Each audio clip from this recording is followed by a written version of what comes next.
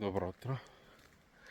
Днес отново съм в гората, отново е събота и аз съм на своята около 15 км разходка. Намирам се в гората и се радвам на всички дървета. Току-що една катеричка сподели момента с мен. Въпросът е дали днес ще получа нов урок в гората. След няколко минути стигам до мястото, в което ме нападнаха едни овчарски кучета онзи ден. За щастие всичко мина благополучно. Но аз от снощи, или по-точно от вчера, имам вътрешна дилема дали да се откажа, дали да сменя маршрута, дали няма да ме нападнат пак, дали пак този път няма да е по-лошо. И в момента съм на път да преодолея този страх, който е така подхранван от една част от мозъка. И съвсем скоро ще разбера урока дали да се притесняваш за неща, които никога няма да се случат, важи и в моя случай днес.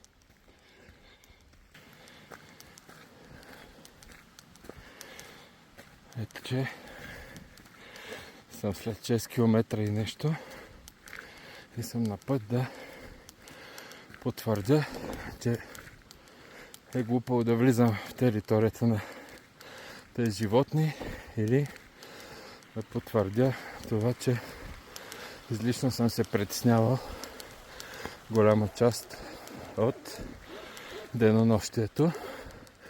Кучетата са тук, вече сигнализираха и сега ще предам и аз, че съм тук. Овчаря обаче този път е на място.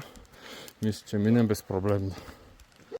И да, случи се това, което мислех. Кучетата бяха тук.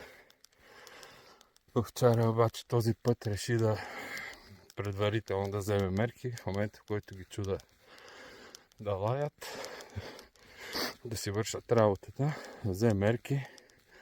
Едното било лошо, другото не чак толкова. Но както и да е, моята разходка продължава. Единствено, за да не ги дразна, не си направих почивката до Параклиса, който е срещу този овчарник. Между другото, този овчарник липсващ там. Съвсем скоро се появи. Явно мигрират хората. До някъде притеснението ми се оказа оправдано. От друга страна, все още е напълно безмислено.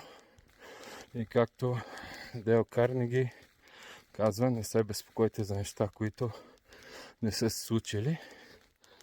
Доколкото си спомням, и Марк Твен беше казал нещо, което ми е любимо.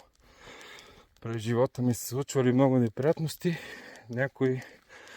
През живота ми съм имал много неприятности, някои от които действително ми се случиха. Така че трябва да следвам пътя, който съм избрал и да не позволявам на всяко нещо да ме отклонява, като в същото време не трябва и човек да е безотговорен. Бях подготвен, носи си газовия пистолет, за всеки случай, не за да нараня някой, а да ги оплаша, колкото и те се опитват мен. И днешният урок от гората ми е това, да следвам пътя си и да намирам начини да преодолявам трудностите. Сега ви споделям околността, в която се намирам и може би това е нещо, с което днешния ден просветва и ще стане много хубав.